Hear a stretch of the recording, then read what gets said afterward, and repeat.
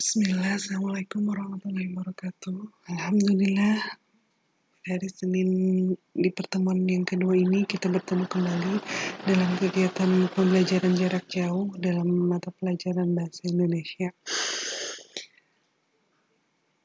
Puji syukur kita panjatkan kehadirat Allah Subhanahu wa Ta'ala karena atas rahmat dan karunia-Nya, alhamdulillah kita bisa melakukan kegiatan belajar ya meskipun dalam jarak jauh.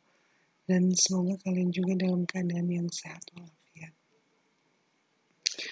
Seperti yang sudah Ibu berikan materi yang kemarin ya, jadi tentang surat lamaran pekerjaan, kemarin Ibu sudah memberikan teks atau bacaan yang berkaitan dengan surat lamaran pekerjaan, dan pada pertemuan kali ini Ibu akan menjelaskan tentang apa itu surat lamaran pekerjaan, seperti apa contohnya, dan juga fungsi dari surat lamaran pekerjaan.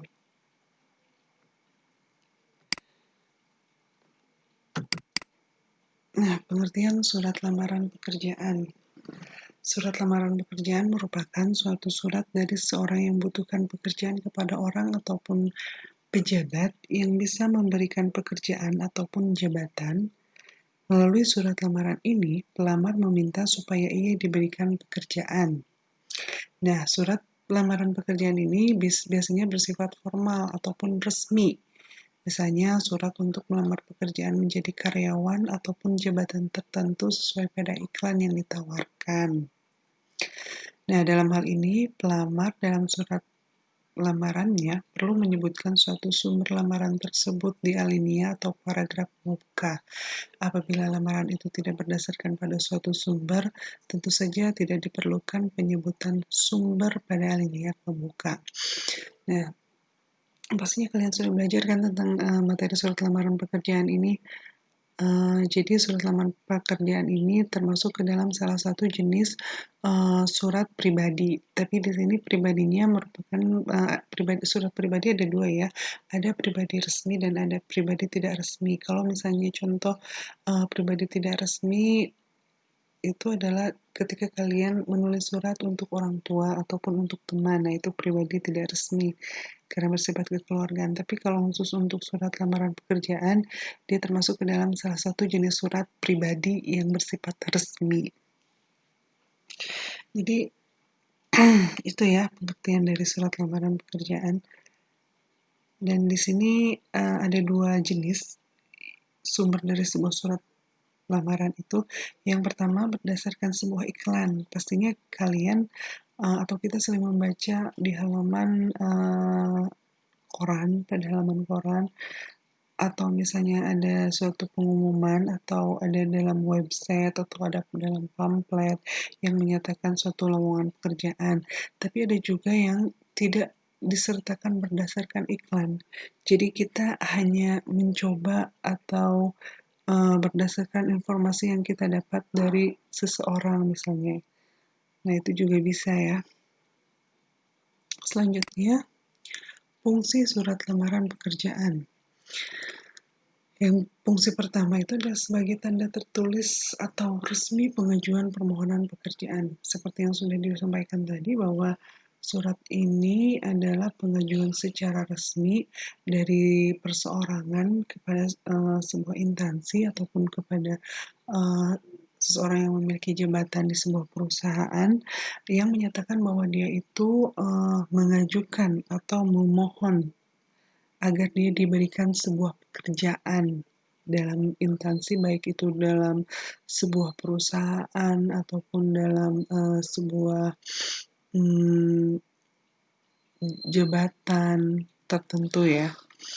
Lalu yang kedua adalah sebagai alat komunikasi. Nah, di sini kembali kepada fungsi surat itu sendiri sebagai sebuah alat komunikasi secara dua arah yang menyatakan yang menyatakan dan juga memberikan informasi tentang siapa orang yang melamar pekerjaan tersebut, baik dari identitas ataupun CV atau informasi yang bisa didapat yang nantinya akan dijadikan sebagai bahan pertimbangan. Dan yang ketiga adalah sebagai bahan pertimbangan dari identitas tersebut dari data-data si pelamar tersebut, sehingga si pemilik perusahaan ataupun pemimpin perusahaan tersebut mengetahui atau mempertimbangkan dari kriteria ataupun persyaratan yang sudah ditentukan. Ya, yang selanjutnya adalah cara membuat surat lamaran kerja atau lamaran pekerjaan. Yang pertama, sudah pasti ya, gunakanlah bahasa yang baik dan benar.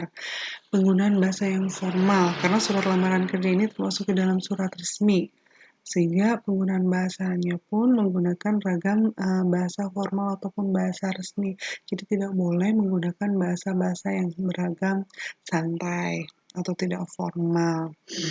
Lalu yang kedua, tulislah kalimat yang singkat, padat, jelas. Jangan bertele-tele dan menulis surat lamaran.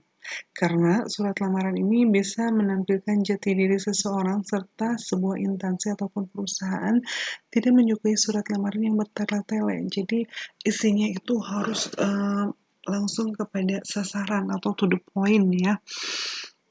Mengacu pada hal yang diinginkan oleh si pelamar ini. Lalu yang ketiga, tulislah secara manual menggunakan tangan. Penulisan surat lamaran kerja secara manual lebih disukai suatu perusahaan karena melalui tulisan tangan bisa dinilai bagaimana pribadi seseorangnya itu ya. Jadi sebaiknya sebuah surat lamaran pekerjaan itu ditulis tangan, jadi tidak dalam bentuk kertas yang sudah diketik lalu di print, tapi di sini tulisan seseorang itu secara psikologis bisa menggambarkan kepribadiannya. Yang keempat, perhatikan kebersihan suatu surat lamaran kerja. Jangan sampai ada coretan ataupun bekas penghapus dalam surat lamaran kerja tersebut. Nah, jika salah menulis, lebih baik ditulis ulang di kertas baru. Jangan menggunakan stipul untuk menghapus. Jadi, hindari kesalahan dalam penulisan surat lamaran pekerjaan tersebut, karena ini merupakan hal yang sangat fatal. Jadi, lebih baik diganti daripada menggunakan tip X ataupun penghapus ya. Yang kelima, isi secara jelas data diri dan suatu informasi tentang diri Anda serta lampirkan dokumen-dokumen pendukung seperti daftar riwayat hidup, fotokopi identitas diri, serta dokumen-dokumen yang menjadi persyaratan. Biasanya itu salah satu persyaratannya itu adalah misalnya ijazah, lalu ada fotokopi KTP ataupun pas foto dan juga SKCK atau surat catatan kepolisian atau surat berkelakuan baik ya, sebagai salah satu persyaratan ketika seseorang akan melamar suatu pekerjaan. Dan yang terakhir, jika Anda mempunyai sertifikat pendukung yang bisa menambah nilai plus untuk diri Anda, jangan ragu untuk dapat dilampirkannya. Ya, misalnya salah satu contoh nih, ketika kalian nanti sudah lulus, lalu kalian menjadi salah satu seorang pengajar, atau kalian mengambil menjadi seorang guru tahfidz, lalu kalian punya sertifikat ataupun piagam kalian itu adalah salah seorang penghafal yang bersanad. Nah, itu bisa menjadi salah satu nilai plus, sehingga itu menjadi poin penting yang bisa dijadikan sebagai bahan pertimbangan. Selanjutnya, struktur atau sistematika surat lamaran pekerjaan. Sistematika atau struktur yang pertama itu, dalam surat lamaran pekerjaan terdapat tempat dan tanggal pembuatan surat. Jadi harus dilengkapi karena dia adalah bentuk ragam surat pribadi resmi, jadi tidak ada kop surat tapi langsung kepada tempat dan tanggal pembuatan surat.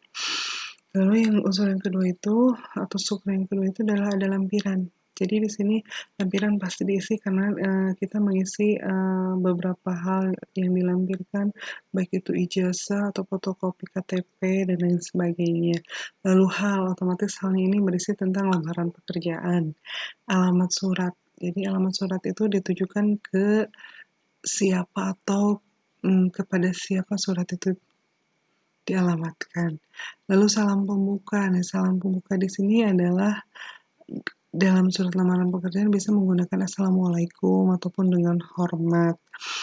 Nah, salam pembuka berbeda ya dengan alinea pembuka. Alinea pembuka atau paragraf pembuka di sini itu adalah berkaitan dengan kalau misalnya surat lamaran tersebut didapat dari sebuah iklan, maka di situ disebutkan nama surat kabar yang memuat tentang lowongan pekerjaan tersebut, atau kalau misalnya tidak, juga langsung bahwa kita itu menyatakan kita melamar pada perusahaan tersebut. Lalu alineasi ini berkaitan dengan isinya ya, bahwa kita itu melamar pekerjaan. Lalu ada alinea penutup, itu adalah ucapan terima kasih, salam penutup. Di sini biasanya menggunakan kata dengan hormat. Lalu diakhiri dengan tanda tangan dan juga nama terang. Nama terang itu nama jelas, nama seseorang yang nama asli dan kepanjangannya.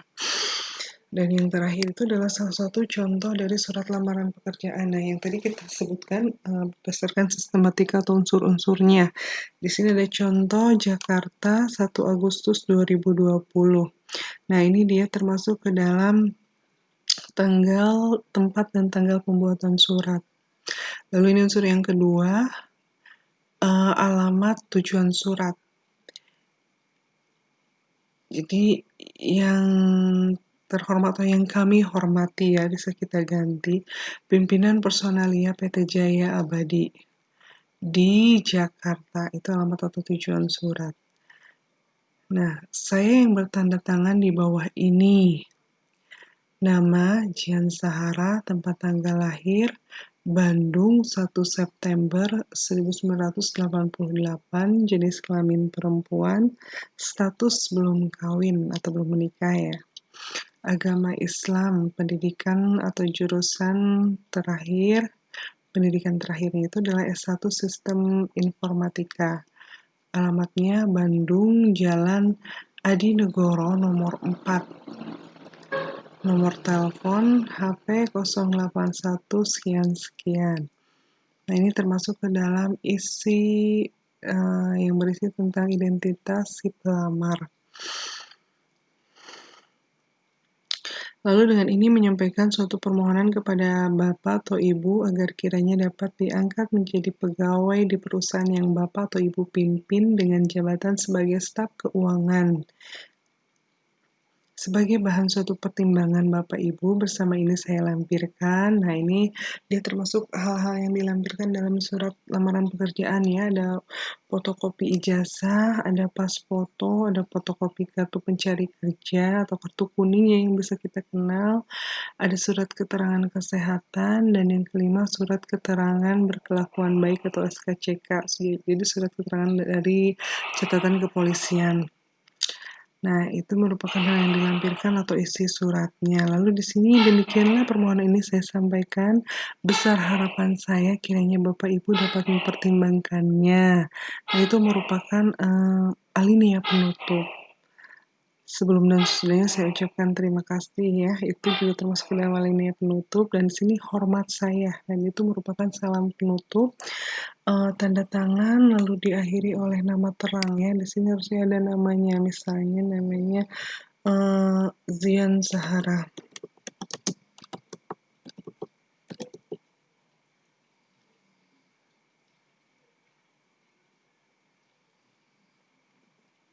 Nah, mungkin itu saja pada pertemuan kali ini materi yang bisa Ibu sampaikan. Untuk tugas akhirnya silakan kalian membuat sebuah lamaran pekerjaan yang kalian tujukan pada sebuah instansi. Untuk jabatannya silakan bebas, tidak ada ketentuan gitu ya. Assalamualaikum warahmatullahi wabarakatuh.